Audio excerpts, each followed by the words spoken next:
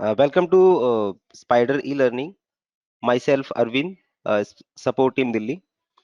जैसा कि हम काफी टाइम से देख रहे हैं कि मार्केट काफी gap up and gap down के साथ ओपन हो रहा है।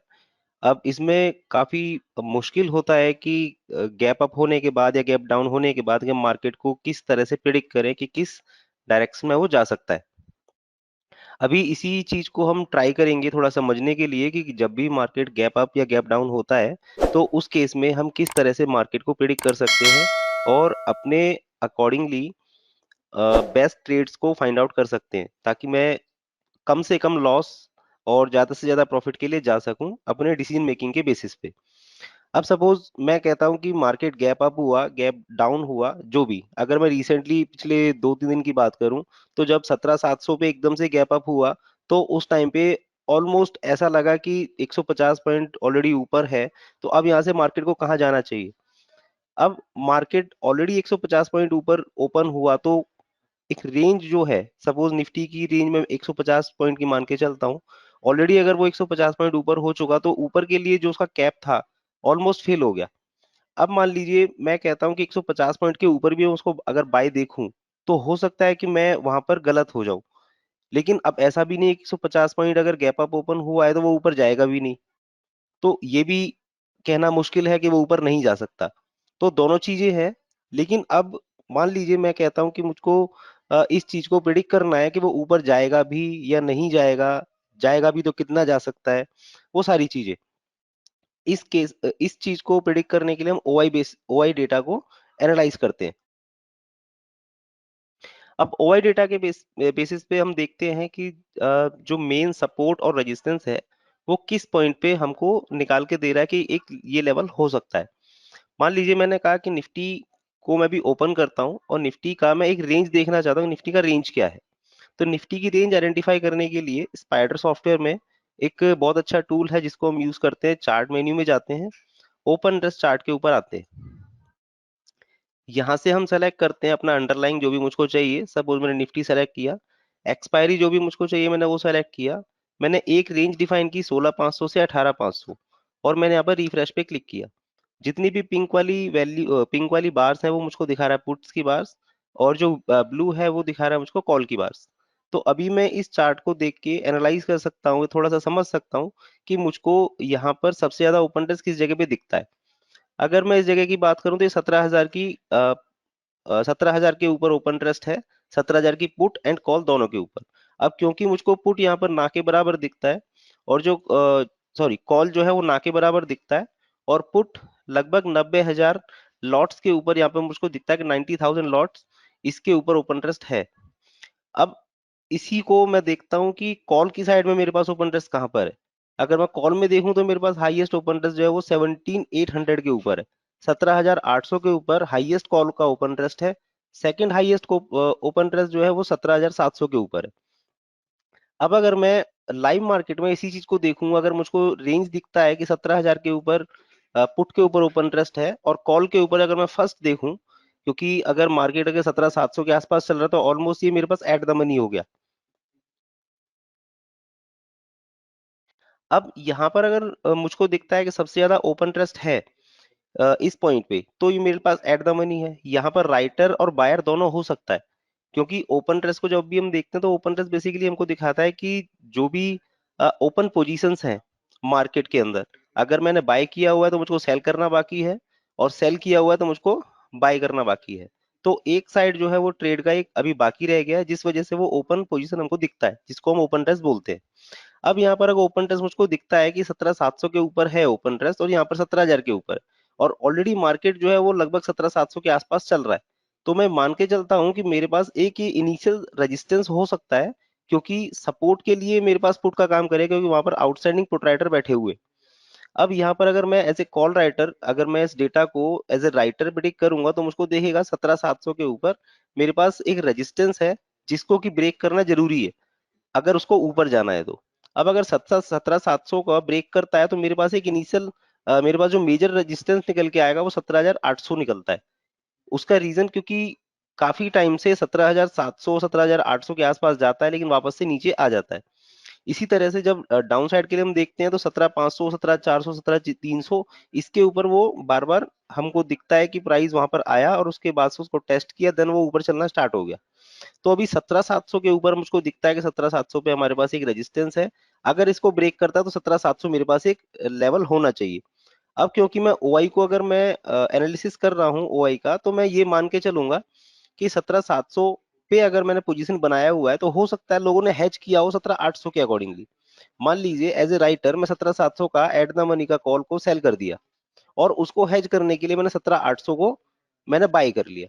तो इस केस में भी मैं देख सकता हूं कि मुझको ओपन टेस्ट दोनों जगह पे देखने को मिलेगा। अब अगर ओपन ट्रस्ट दोनों जगह पे बढ़ रहा है, इसका मतलब मुझको ये आइडिया लगता है कि 17,700 पे अगर राइटर ऐड होता जा रहा है तो वो कोशिश करेगा कि इस लेवल से प्राइस को ऊपर ना जाने दे। क्योंकि जब वो 17,700 से ऊपर जाएगा तो चांसेस बहुत ज्यादा रहेगा कि उस राइटर को लॉस होगा, जिसको कवर करने के लिए 17,800 पे उसने पोजीशन बनाया हुआ है। अब 17,800 भी अगर ब्रेक करेगा तो फिर कहाँ जा सकता है? अब क्योंकि मैक्सिमम ओपन रेस हमारे पास 17,800 पे दिखता है, तो बहुत ज्यादा चांसेस नहीं है कि 17,800 को क्रॉस करेगा। इसलिए उन्होंने जो अपना लॉस का कैप था वो यहाँ पर फिक्स कर दिया कि 17,700 से ऊपर जब भी अगर जाएगा तो मेरे पास 17,800 है। जो कि मैं प्रिडिक्ट कर रहा हूँ इस चीज को, ऐसा नहीं है कि मैं श्योरिटी से बोलूंगा। मैं प्रिडिक्ट कर रहा हूँ कि 17,800 पे उन्होंने अपनी पोजीशन को हैच किया होगा।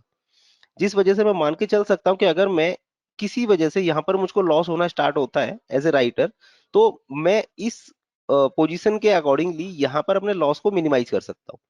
मुझको जो एक्चुअल लॉस होना चाहिए था पर लॉट के अकॉर्डिंगली, जो भी मुझको सपोज यहाँ से 50 पॉइंट ऊपर जाता है, 100 पॉइंट ऊपर जाता है, तो वो कहीं ना कहीं यहाँ पर मेरे पास कवर होगा।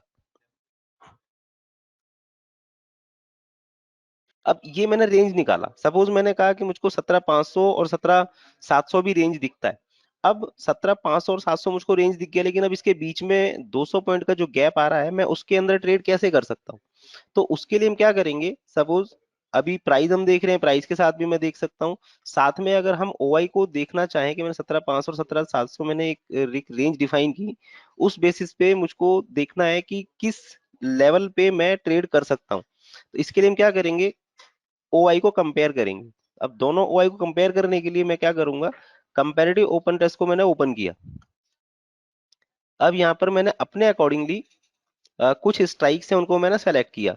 जैसे मैंने 17,500 17,600 ऑलरेडी लिया हुआ है, तो अभी मैंने यहाँ पर लिया। जैसे मैं एंड ऑफ द डे पे अगर क्लिक करूंगा तो मुझको दिखाएगा सभी, जो रेड वाली है वो बेसिकली पुट्स की मुझको दिखा रहा है लाइन, जो ग्रीन है वो मुझको कॉल्स की लाइन दिखा रहा है।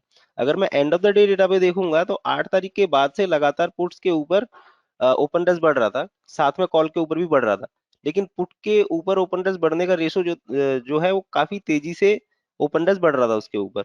अब इसी चीज को अगर मैं इंट्रा डे पे देखता हूँ, क्योंकि मुझको आज का दिन देखना है कि आज के दिन में क्या हो रहा है, तो एब्सोल्यूट वैल्यू में अगर मैं देखूंगा तो मुझको दिखेगा कि जो ओपन टेस्ट जिस पॉइंट से स्टार्ट हुआ उस पर्टिकुलर स्ट्राइक के अंदर, वहां से लेके और पूरे दिन में किस तरह से मूव किया उसने। अगर मैं इसको देखूं तो यहाँ पर मुझको दिखेगा 17,500 की पुट के ऊपर ओपन रेस्ट, जो कि लगभग अगर मैं इसको मिड ऑफ द रेंज मान के चलूं, लगभग 33 lakhs के आसपास मुझे दिखता है कि यहाँ से 33 लाख ओपन रेस्ट से स्टार्ट हुआ, और वो चलते चलते लास्ट में आके वो लगभग 44 लाख के आसपास वो क्लोज हुआ। दूसरी तरफ अगर मैं देखूं तो मुझको दिखेगा 17,600 की पुट के ऊपर ओपन इंटरेस्ट लगभग 25 लाख से स्टार्ट हुआ, और जो कि एंड ऑफ द मार्केट पे लगभग लगभग 40 लाख था। तो अभी मैं यहाँ पे इस चीज को देख के अगर मैं end of the day EOD basis पे अगर मैं एनालिसिस देखूं, तो मैं देखूंगा 25 लाख से ओपन इंटरेस्ट स्टार्ट हुआ 17,600 के अंदर, जो कि 40 लाख था। ऑलमोस्ट 14-15 लाख ओपन इंटरेस्ट जो है वो बढ़ा इसके अंदर। तो मैं मान के चल सकता हूँ कि जो भी पुट राइडर इसके अंदर ऐड हुआ था, जो एक टाइम पे लगभग 60 लाख के आसपास तक पहुंचे थे, लेकिन निकलते निकलते उसमें से ऑलमोस्ट 20 लाख निकले।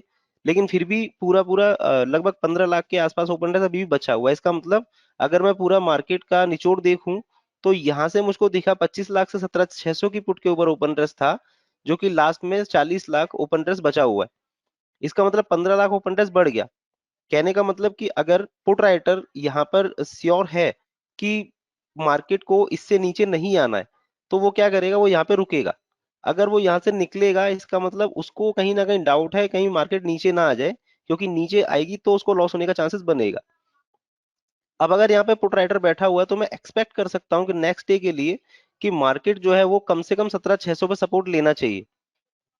अब जो कि हमने देखा था, अब मान लीजिए मैं देखता हूँ कि यहाँ पर कॉल के ऊपर क्या चल रहा है। कॉल के ऊपर काफी तेजी से ओपन इंटरेस्ट बढ़ा था, लेकिन 30 लाख तक गया, उसके बाद वो फ्लैट हो गया और लास्ट में जाके वो यहाँ से निकलना स्टार्ट हुआ। इसी तरह से 17,600 की कॉल है। इसी तरह से अगर मैं 17,500 की कॉल के ऊपर देखूं तो 17,500 एक जगह पे फ्लैट था, उसमें कोई भी मूवमेंट हुआ ही नहीं। 15 लाख से स्टार्ट हुआ, 15 लाख पे ही ऑलमोस्ट जाके वो खत्म भी हो गया। तो उसमें 1-1.5 लाख का ओपन इंटरेस्ट का डिफरेंस आया, इससे ज्यादा डिफरेंस आया नहीं। तो यहाँ पर मैं कह सकता हूँ कि कॉल के ऊपर ओपन इंटरेस्ट आया भी और गया भी, लेकिन पुट के ऊपर ओपन इंटरेस्ट जब आया तो वहां पे बेसिकली लोग जो है अपनी पोजीशन को होल्ड करके लेके गए। अब यहाँ पर हमको लास्ट में देखने को मिलेगा, जैसे अगर मैं कहूँ 2:30 के बाद से ओपन इंटरेस्ट में कम हुआ। तो अब कई बार क्या होता है कि हम ये प्रिडिक्ट कर लेते हैं कि ओपन इंटरेस्ट कम हुआ, इसका मतलब इसमें से राइटर निकले। लेकिन जब हम ओपन टेस्ट को एनालाइज करते हैं तो हमको मार्केट में सारी चीजें देखनी होती हैं। जैसे कि अगर मैं ट्रेड करने के लिए जाऊंगा तो बायर जो है अब करता क्या है, बेसिकली मान लीजिए मैंने एंट्री किया तो लगभग 2:30-3 बजे के आसपास मैं वहां से पोजीशन अपनी काटना स्टार्ट कर दूंगा। तो मैं यहाँ पे मान के चल सकता हूँ कि अगर ओपन टेस्ट यहाँ पे बड़ा था तो यहाँ पर जरूरी नहीं है कि राइटर निकला होगा। यहाँ पर राइटर का निकलने का जो रेशियो है वो ऑलमोस्ट 1% रहेगा। बायर 99% यहाँ से निकल चुका होगा। क्यों? क्योंकि उसको बायर ओवरनाइट पोजीशन लेके जल्दी से जाता नहीं है ऑप्शन के अंदर, क्योंकि थीटा डिके की वजह से उसका प्रीमियम काफी लूज होता है। और अभी क्योंकि 3 दिन का हॉलीडे है, जिस वजह से बायर इस केस में बिल्कुल भी रिस्क लेगा नहीं कि मैं अपना पोजीशन अपना प्रीमियम जरा सा भी डिके करूं, क्योंकि ऑलमोस्ट 20 रुपए एक दिन का प्रीमियम निकल के आता है। अगर मैं टाइम डिके की बात करूं, जो कि मेरी पर्सनल ऑब्जर्वेशन है उसके अकॉर्डिंग, सपोज अगर मैं 17,700 का अगर मैं कॉल का वैल्यू देखूंगा तो ऑलमोस्ट 100-150 के आसपास मुझे दिखेगा, जो कि पूरा का पूरा भी टाइम वैल्यू है वो, क्योंकि इंट्रिंसिक वैल्यू भी ऑलमोस्ट है नहीं उसके अंदर कुछ भी। तो मैं उसको अगर कैलकुलेट करूंगा तो लगभग 20 रुपए मुझे एक दिन का पड़ता है। अगर मैं 3 दिन के लिए होल्ड कर रहा हूँ, इसका मतलब 60 रुपए मैं एक दिन मैं नेक्स्ट ओपनिंग पे लूज करने जा रहा हूँ। इसीलिए एज ए बायर मैं कोशिश करूंगा कि मैं उसमें होल्ड ना करूं उसको, मैं निकलने की सोचूंगा। तो यहाँ पर अगर ओपन इंटरेस्ट निकला भी है तो मैं मान के चल सकता हूँ कि यहाँ पर राइटर सपोज निकलता भी हो सकता है कि कुछ राइटर जो हैं वो इंट्राडे में निकलना चाहते हो, वो नहीं रुकना चाहते, तो फिर भी हम कह सकते हैं कि यहाँ पर 80 to 90% जो पोजीशन निकली वो बेसिकली बायर की थी, बाकी उसमें राइटर हो सकता है। तो अगर मैं एंड ऑफ द डे पे देखूंगा तो मुझको दिखेगा कि ऑलमोस्ट कॉल एंड पुट दोनों में से अगर मैं कंपेयर करना चाहूं तो कॉल के कंपैरिजन में जो पुट है काफी स्ट्रांग था।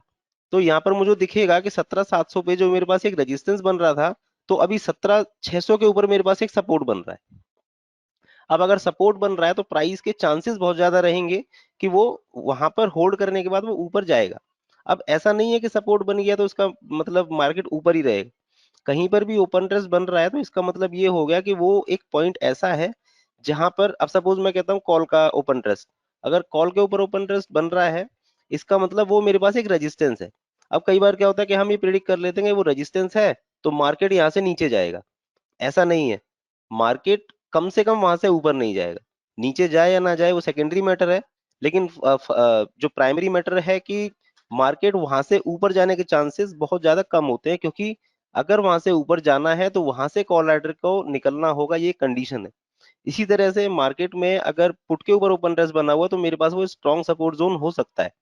अब स्ट्रॉन्ग सपोर्ट जोन जब ही टूटेगा जब उसमें से पुट राइडर निकलना स्टार्ट करेगा। अगर पुट राइटर नहीं निकलता है तो वहां पर चांसेस है कि वो उस जगह पे होल्ड करेगा।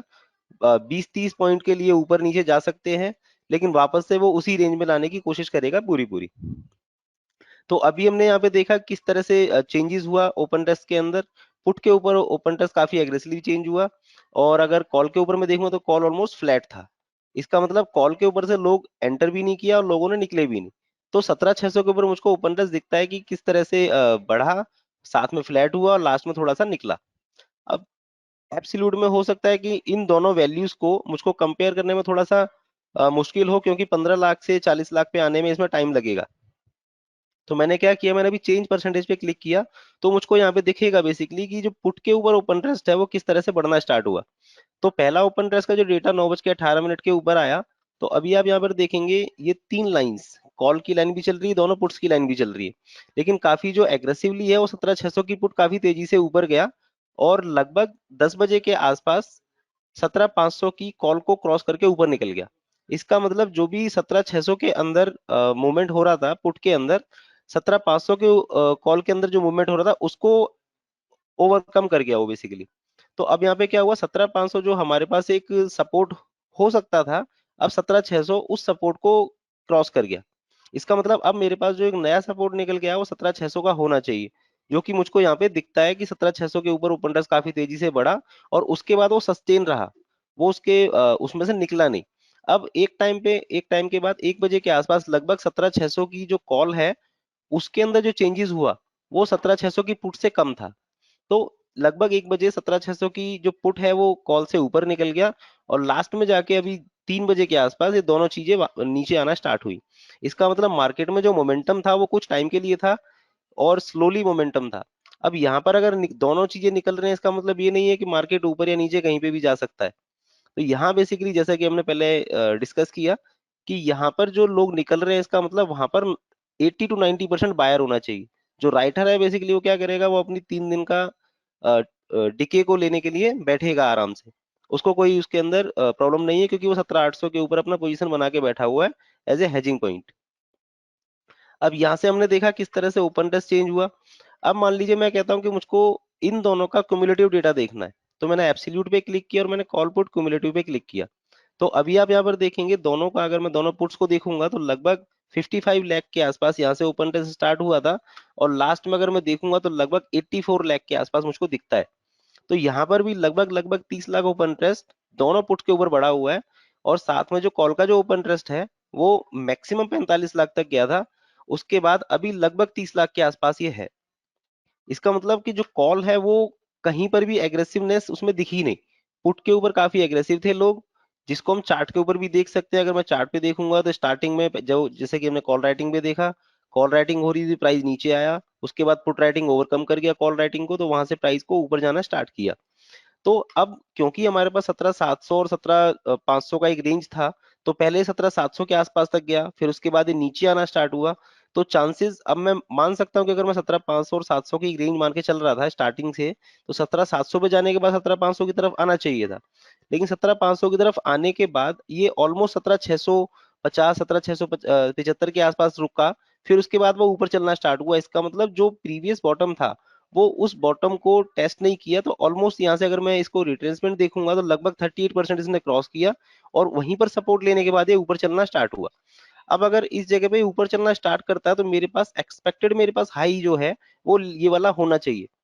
अगर मैं प्राइस एक्शन की बात करता हूँ तो यहाँ से ऊपर चलना स्टार्ट हुआ तो मेरे पास दिखता है कि ये वाला पॉइंट मेरे पास एक टारगेट होना चाहिए, तो ऑलमोस्ट इस जगह पे आया। उसके बाद से फिर ये नीचे आना स्टार्ट हुआ, तो अभी आप देखेंगे यहाँ पर ये वाला लो था, देन ये लो बना, तो यहाँ पर मुझको हायर लो की फॉर्मेशन दिखती है। अगर मैं इसको देखना चाहूँ कि मार्केट किस तरह से चलेगा, तो अगर मैं इस पर ट्रेंड लाइन भी प्लॉट करूंगा तो मुझको दिखेगा कि मार्केट एक ट्रेंड में अभी चल रहा है। तो अब क्योंकि ओपन टेस्ट मुझको सपोर्ट कर रहा है कि मुझको 17,600 पे सपोर्ट होना चाहिए, तो जब भी 17,600 के आसपास आएगा तो मैं वहां पर बाइंग की पोजीशन बनाऊंगा। जब भी 17,700 के आसपास आएगा तो मैं वहां पर कहीं ना कहीं अलर्ट हो जाऊंगा कि अगर अगर मुझको चार्ट के ऊपर कोई भी इंडिकेशन देता है, क्योंकि ओपन टेस्ट पहले ही हमको बता रहा है कि हमारे पास एक रेजिस्टेंस होना चाहिए 17,700 का। अगर 17,700 के आसपास कहीं आता है और प्राइस ने मुझको जरा सा भी इंडिकेट किया कि मुझको निकलना चाहिए, तो मैं वहां से डेफिनेटली निकलूंगा। जैसे कि अगर मैं चार्ट पे देखूंगा तो मुझको जो एंट्री पॉइंट मिला था, अभी अगर मैं चेंज परसेंटेज पे देखता हूँ, तो अगर मैं कहता हूँ कि यहाँ पर पुट ने क्रॉस किया लगभग 10 बजे के आसपास, 10 बजे के आसपास अगर मैं देखूंगा चार्ट पे तो मुझको ये वाला पॉइंट दिखेगा कि 10 बजे इसने मुझको दिखाया कि प्राइस को ऊपर चलना चाहिए। तो ऑलमोस्ट इस जगह से ऊपर चलना स्टार्ट हुआ और 17,700 के आसपास आके फिर ये थोड़ा सा रिट्रेस किया, फिर उसके बाद ऊपर चलना स्टार्ट हुआ। क्योंकि मैं इस जगह पे हूँ तो मैं अपनी पोजीशन को होल्ड करके रख सकता हूँ। या फिर अगर मुझे लगता है कि मैंने यहाँ पर पोजीशन बनाई है और लगभग मुझको 40-50 पॉइंट यहाँ पे मिल गए हैं तो मैं यहाँ पे निकल सकता हूँ।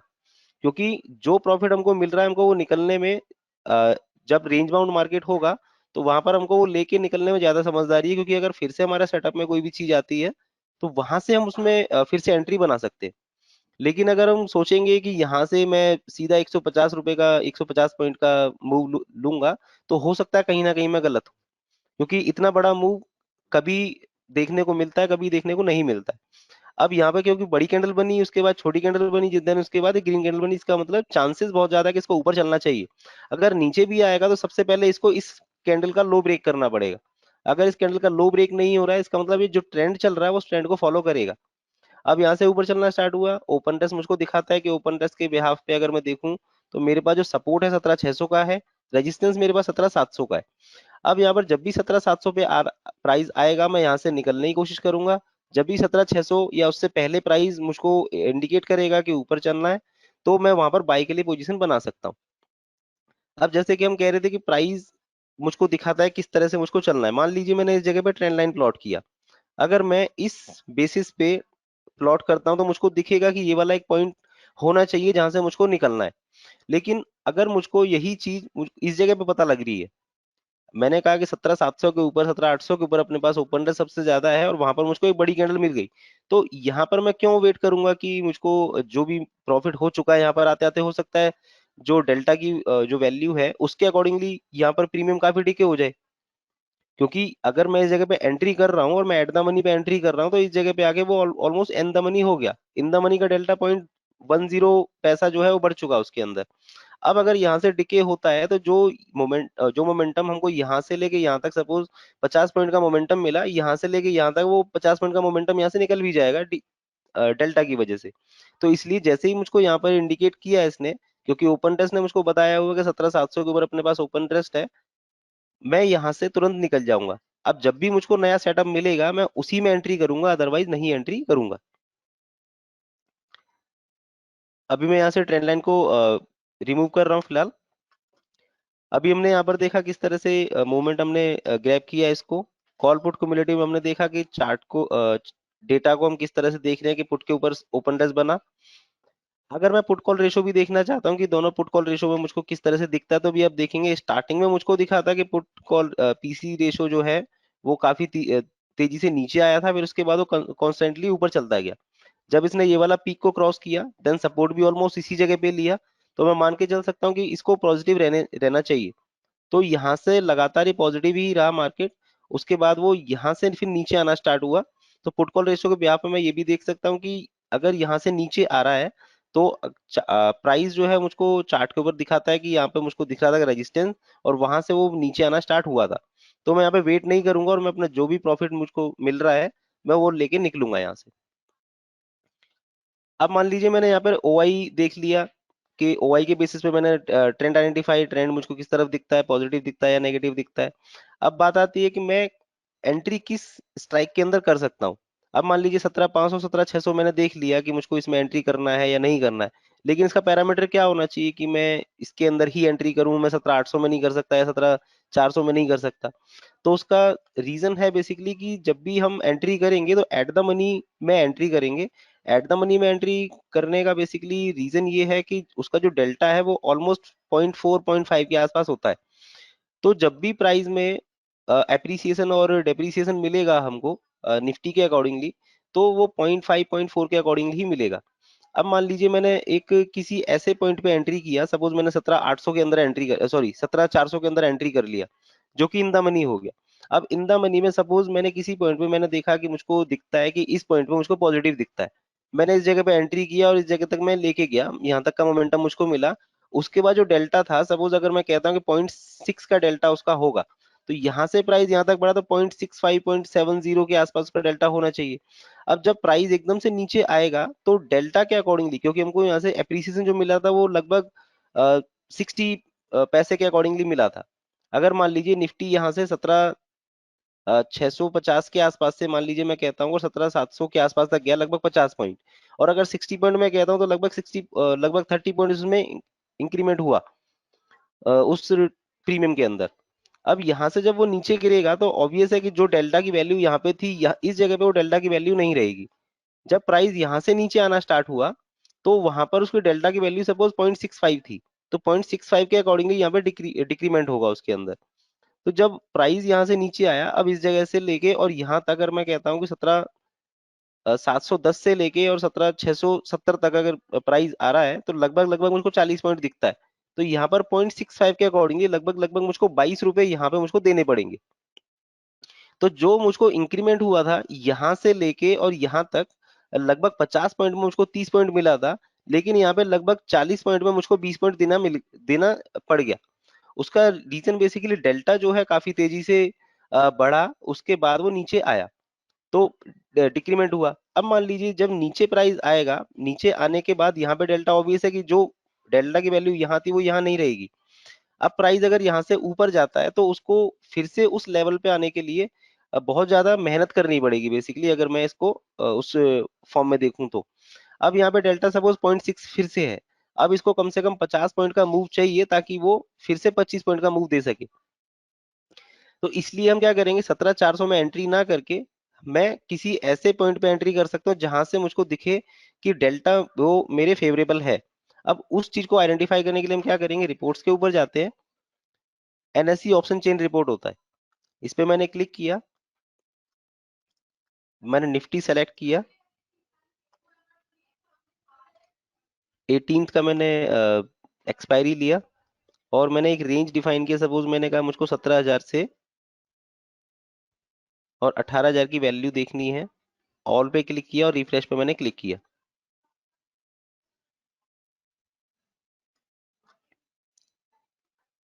तो अभी क्या होगा, यहाँ पर मुझको ऑप्शन चेन दिखा देगा, जितना भी हाईलाइटेड है वो इन द मनी का दिखा रहा है मुझको, और जितना भी हाईलाइटेड नहीं है बेसिकली आउट द मनी के लिए मुझको दिखा रहा है।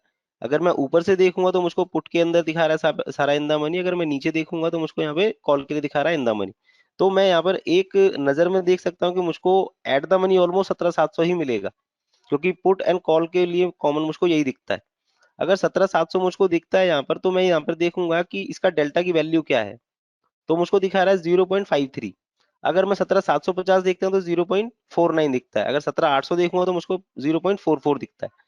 तो अगर मैं 17,700 800 इन दोनों में से कोई भी ट्रेड करता हूँ, क्योंकि अब अगर मान लीजिए मेरा व्यू जो है बुलिश है, तो 17,800 पे एंट्री करने के बाद होगा क्या कि जब ये लगभग 70 पॉइंट ऊपर जाएगा, 60-70 पॉइंट ऊपर जाएगा, तो ये जो डेल्टा है वो 0.44 से ऑलमोस्ट 0.5 के आसपास आ जाएगा। तो वहां पर जो एट द मनी अपना जो है वो ऑलमोस्ट इन द मनी में कन्वर्ट होना स्टार्ट हो जाएगा, क्योंकि उसकी डेल्टा की वैल्यू बढ़ रही है। अब अगर मैं 0.53 के ऊपर काम करूंगा, तो इसमें क्या होगा, मान लीजिए अब निफ्टी 17,700 चल रहा है, 17,700 से 17,800 जाता है, और मेरी एक्सपेक्टेशन है कि 100 पॉइंट का मूव होना चाहिए। तो अगर मैं 17,700 में काम करूंगा तो मुझको यहाँ पर दिख रहा है कि इसका जो डेल्टा है वो 0.53 है। इसका मतलब लगभग 53 रुपीज जो है वो प्रीमियम के अंदर ऐड होगा, अगर निफ्टी 100 पॉइंट ऊपर जाता है तो। इसी के लिए अगर मैं देखूंगा, अगर 17,800 पे काम करता हूँ अगर मैं इसकी जगह पे, तो मैं देखूंगा 0.44, लगभग 44 रुपीज जो है वो इसके अंदर एप्रिसिएशन मिलेगा इस प्रीमियम के अंदर 17,800 के ऊपर, अगर वो 100 पॉइंट ऊपर जाता है तो मैं क्या करूंगा, एट द मनी पे ऑलमोस्ट काम करूंगा, क्योंकि डेल्टा जो है मुझको यहाँ पे दिखता है 0.53। तो यहाँ पर लगभग 53%, अगर मैं अंडरलाइन को बेस मान के चलता हूँ तो 53% जो है उसका उसके अंदर इंक्रीज इंक्रीज होगा। अब किसी वजह से मान लीजिए मार्केट हमारे अगेंस्ट गया, तो क्योंकि मैं जो 17,400 का जो एग्जांपल दिया था, अब यहाँ पर डेल्टा चल रहा है 0.78। अब मान लीजिए यहाँ से 100 पॉइंट नीचे चला जाता है, तो जो प्रीमियम है उस प्रीमियम के अंदर से पूरा 78 रुपीज जो है वो हमारे पास यहाँ पे माइनस हो जाएगा, घट जाएगा उसमें से। तो मुझको बेसिकली होगा क्या कि जो मुझको प्रॉफिट होना चाहिए था 0.78 के अकॉर्डिंगली, लेकिन अब मार्केट में कोई भी 100% तो है नहीं। अब यहाँ से मैं कहता हूँ कि मान लीजिए 100 पॉइंट जो है अगर वो मार्केट नीचे आता है, तो यहाँ मुझको दिखता है 78 रुपीज इसके अंदर से डिक्रीज हो जाएगा, तो जो कि मेरे लिए ज्यादा सुटेबल नहीं है। तो मैं कोशिश करूंगा कि मैं एक ऐसे डेल्टा के अंदर काम करूं जहां पर वो रीजनेबल हो, जिसके अंदर मैं मोमेंटम को हैंडल करने लायक हूं। सपोज अगर यहाँ से प्राइस जो है वो 50 पॉइंट नीचे भी आता है, तो यहाँ पे होगा क्या, डेल्टा जो है 0.5 से मैक्सिमम 0.4 चला जाएगा। लेकिन जब वापस से ऊपर चलना स्टार्ट करेगा, क्योंकि हमको दिखता है कि 17,600 के ऊपर एक सपोर्ट है, अब अगर 17,600 पे आने के बाद वापस से ऊपर जाता तो उसकी स्पीड जो है ऊपर चलने की थोड़ा सा ज्यादा होगी। उसका रीजन क्योंकि मैक्सिमम जो ट्रेडर्स हैं वो ओपन टेस्ट को देख के काम करते हैं, तो 17,600 पे जब भी आएगा तो वहां पे मोमेंटम काफी तेजी से मिलेगा, जिसकी वजह से इसमें डेल्टा इंक्रीमेंट जो काफी तेजी से होगा, जिस वजह से प्रीमियम काफी तेजी से बढ़ेगा। तो इसलिए हम यहाँ पर एट द मनी पे काम करते हैं। इस एट द मनी को या स्ट्राइक्स की डेल्टा और वैल्यू को देखने के लिए हम ऑप्शन चेन रिपोर्ट को ओपन कर लेते हैं। अब इसी के अंदर अलग अलग चीजें हैं, सपोज अगर मैं एलटी पे भी क्लिक करूंगा तो मुझको यहाँ पे डेल्टा दिखाएगा, ओआई दिखाएगा, क्वांटिटी दिखाएगा। अब मान लीजिए मैं कहता हूँ मुझको पूरा ऑप्शन ग्रीक्स देखना है, तो मैं यहाँ से ओनली ग्रीक्स को भी सेलेक्ट कर सकता हूँ, उसके अकॉर्डिंग मुझको डेटा दिखाएगा।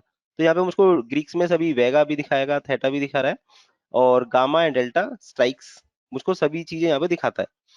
अब मेरी रिक्वायरमेंट हो सकती है कि मुझको मल्टीपल जो एक्सपायरी है उसको देखना है। सपोज मैंने 25th का भी ले लिया और मैंने इसको रिफ्रेश पे क्लिक किया, तो मुझको बेसिकली अभी क्या करेगा, ये दिखा रहा है कि यहाँ पर मुझको 18th का डेटा दिखा रहा है, यहाँ पर मुझको 25 का डेटा दिखा रहा है।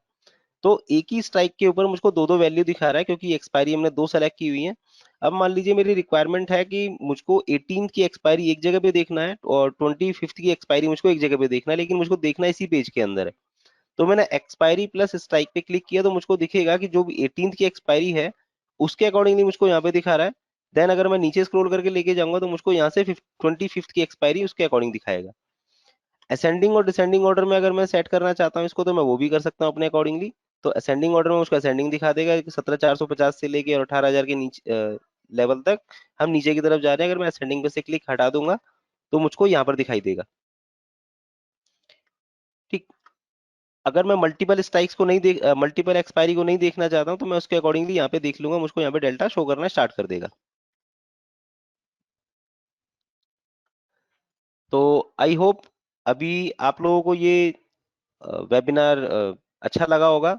कोशिश की मैंने इसको अपने अकॉर्डिंगली समझाने की, या जो मैं अभी तक समझ पाया उसको शेयर करने की। तो thank you for the joining.